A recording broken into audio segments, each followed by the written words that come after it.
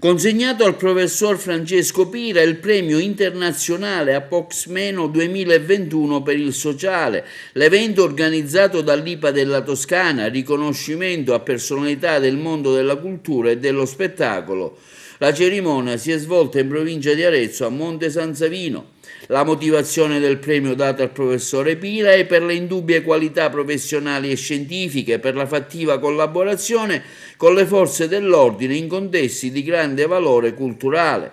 È stato il sindaco di Monte San Savino, Margherita Algida Scarpellini, a consegnare la statuetta al professore Agrigentino, esprimendo apprezzamento per l'attività svolta. Un'edizione di alto livello, quella di quest'anno, come ha ammesso al termine dell'evento con soddisfazione il direttore artistico e anima del premio, il colonnello Orazio Anania.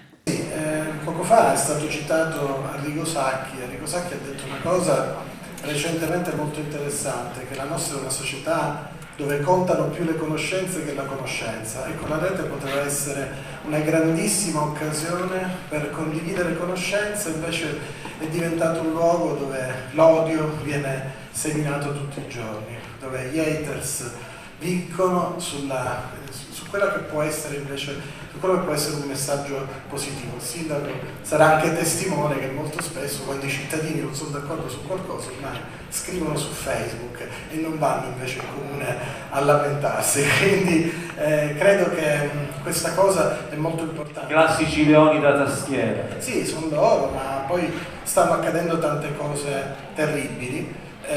Pensate che la scuola è iniziata da pochissimi giorni e già ci sono